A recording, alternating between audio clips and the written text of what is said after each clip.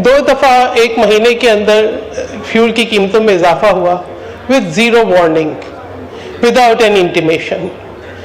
हमें ये बताया मार्च में वज़ीर आज़म साहब ने कि we have adequate reservoirs of हम रिजर्व्स फॉर फ्यूल। जब हमारे पास स्टॉक था फ्यूल का, तो उसके बाद जो है फिर एकदम से इस तरीके से कीमतें बढ़ाना, और फिर सिर्फ खाली ये नहीं कि हम इसलिए सफ़र कर रहे हैं कि कीमत बढ़ गई, जो उसके ऊपर चार्जेस हैं, पेट्रोल लेवी के हैं, क्लाइमेट लेवी के हैं, कस्टम के हैं, उसका भी बराह रास्त जो है वो पूरा जो असरात है वो अवाम पे मुंतकिल कर दिए गए हैं। तो ये जो डायरेक्ट टैक्स को बढ़ाने के बजाय इनडायरेक्ट टैक्सेस का बोझ अवाम पे डाला जाता है, मैं समझती हूँ इसके ऊपर भी बहुत तवज्जो देने की ज़रूरत है।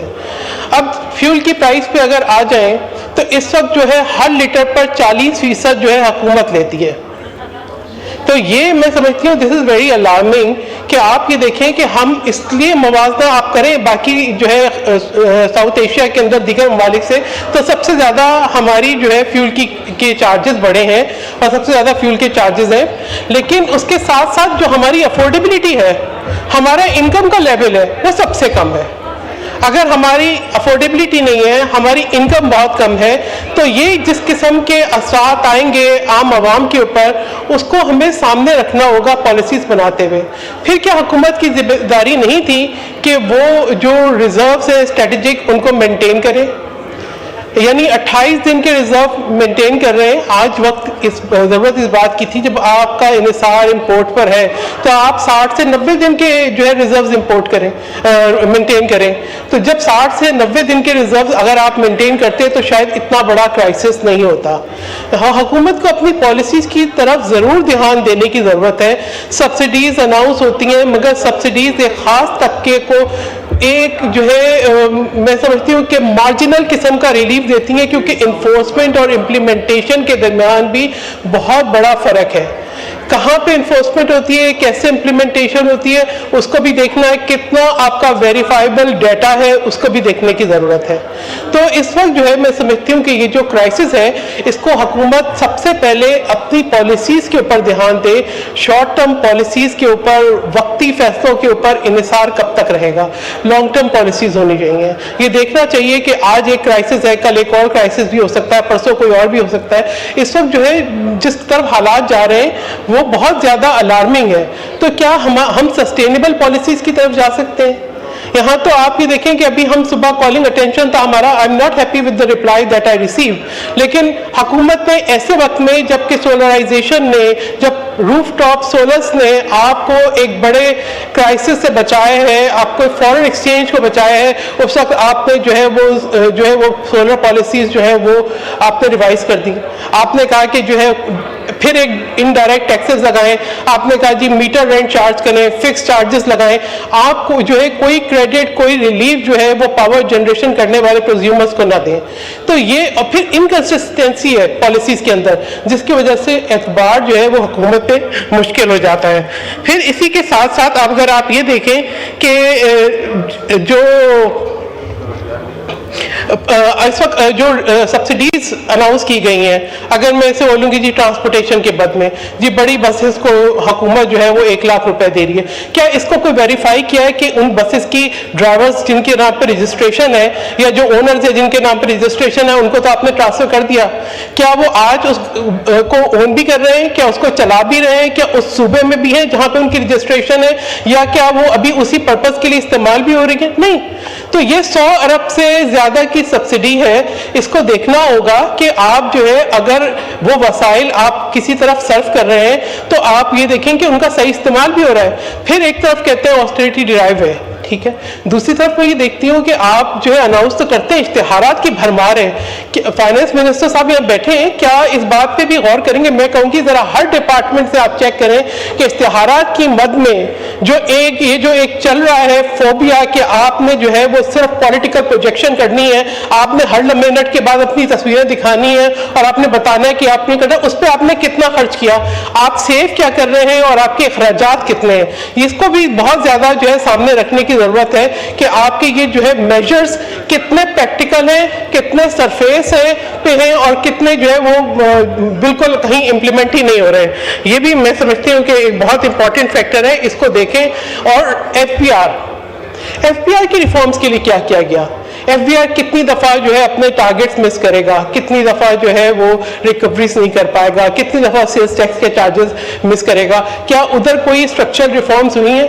क्या उधर कोई कोशिश की गई है कि उनकी कोई अकाउंटेबिलिटी हो, उनका भी कोई जो है ऑडिट हो, देखा जाए कि क्या वजह है मुस्तकिल फेलियर्स की कि आप अपना टैक्स नेट तो नहीं बढ़ा सकते लेकिन आप जो है वो आवाम के ऊपर इनडायरेक्ट टैक्सेस का बोझ डाल देते हैं हर चीज़ में, चाहे वो बिजली का बिल हो, चाहे वो गैस का बिल हो, चाहे वो कोई और यूटिलिटी का बिल हो। यानी ये जो आपकी फ्यूल इन्फ्लेशन है, this is going to impact on every segment of society. आप जो है चले आप ये कहते हैं कि वो लोग जो पॉवर्टी क्लास में या जिनकी रजिस्ट्रेशन हुई भी है उसमें उनको तो आप सब्सिडी दे देंगे, मिडिल क्लास को कौन काउंट कर रहा है? मिडिल क्लास आपकी कोलैप्स कर रही है। वो लोग जो ना किसी चैरिटी लाइन में लग सकते हैं ना आपकी सब्सिडी को क्वालिफाई करते हैं, वो किधर जाए? एग्रीकल्चर जो है ऐसे वक्त में फ्यूल की प्राइस बढ़ी है जहां पे कहीं हार्वेस्टिंग हो गई है और वो आगे नई जो है वो उसके लिए फ्लोइंग चार्जेस उन्होंने पे करने हैं नई क्रॉप के लिए, और कहीं ऐसे है जहां पे हार्वेस्टिंग अभी होनी है। वो फार्मर कहां जाएगा जिसके नाम पे जमीन नहीं है और वो छोटा फार्मर है, वो हारी है, वो किधर जाएगा? और वो किधर जाएंगे जो आबादकार जिनके जो है वो 20-25 एकड़ से ज्यादा है और वो अपने साथ उस हारी को भी सस्टेन करते हैं, वो कहां से जाएंगे? वो अपने खर्चात कैसे पूरे करेंगे? तो this would be another food security issue.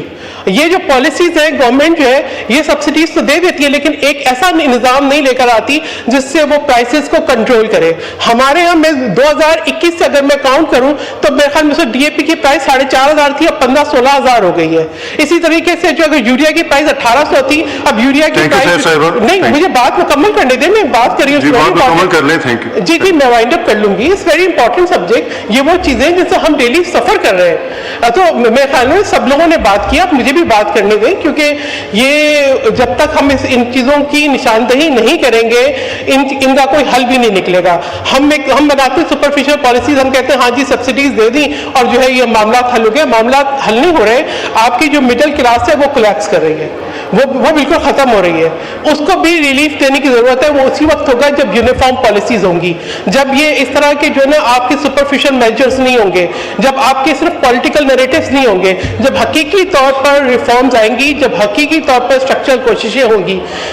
मेरी दुआ है कि जो है अल्लाह ताला जो है जल्द से जल्द खित्ते में अमन आए, मिडिल ईस्ट में अमन आए, और उसका वाहिद तरीका ये है कि पाकिस्तान कोशिशें कर रहा है। कोशिशें ये होनी चाहिए कि जीसीसी में और जो है ईरान के अंदर एक को एग्जिस्टेंस का जो है वो एक फॉर्मूला तय हो, एक फ्रेमवर्क आए ताकि जो ग्रेटर इसराइली एजेंडा है उसका नाकाम बनाया जा सके। वरना जिस तरीके से grab the oil take the oil, ये जो फार्मूला चल रहा है ना, इससे कोई बचेगा नहीं, इससे कोई बचेगा नहीं। नजर जो है वो रिसोर्सेज के ऊपर है और रिसोर्सेज को ग्रैब करने के लिए, उनको चुराने के लिए, उन पे डाके डालने के लिए आज कोई दुनिया के अंदर जो है निजाम नहीं रह गया है। वर्ल्ड ऑर्डर जो है वो इज श्रिंकिंग, इज कोलैप्सिंग, उसका शिकार कल कोई भी हो सकता है। थैंक यू सर, बहुत लंबी लिस्ट है जी, हमने साल को मौका देना है। थैंक यू, बहुत शुक्रिया। आखिरी मिनट है, आप प्लीज मुकम्मल करें। आखिरी मिनट है। देखिए एक हमें जो है बहुत इंपॉर्टेंट, मैं एजुकेशन पे और इस पे शेयर्ड मोबिलिटी पे बात करती हूँ कि shared mobility is the best solution forward, लेकिन हमें फ्यूल एफिशिएंट गाड़ियों को जो है शेयर्ड मोबिलिटी पूल में लाना होगा। It's very important. इसी तरीके से एजुकेशन, हम स्कूल कभी बंद करते हैं कभी खोलते हैं, smart education system is the best way forward. इस पे आप स्कॉलर्स को बिठाएं, जिन लोगों का एक्सपीरियंस है उनको बिठाएं, स्मार्ट एजुकेशन को इंप्लीमेंट करें, क्योंकि आज अगर कोई चीज जिसकी वजह से ईरान सस्टेन कर रहा है वो उनका हाई एजुकेशन रेट है। हम सबसे पहले कहते हैं कि जी यूनिवर्सिटीज के फंड काट लो, हम कहते हैं कि जी टीचर्स की तनख्वाहें काट लो, हम ये कहते हैं कि एजुकेशन जो है उसको नजरअंदाज कर दो। तो जब हम 3 करोड़ बच्चे स्कूलों से बाहर रखेंगे तो हम किधर स्टैंड करते हैं? तो बात यह है कि आपको स्टेम एजुकेशन को प्रमोट करना है, आपको स्मार्ट एजुकेशन सिस्टम की तरफ जाना है ताकि आपका तालीमी निजाम कहीं ना रुके। बहुत शुक्रिया। पाकिस्तान जिंदाबाद। Thank you ji. शाहराम खान साहब।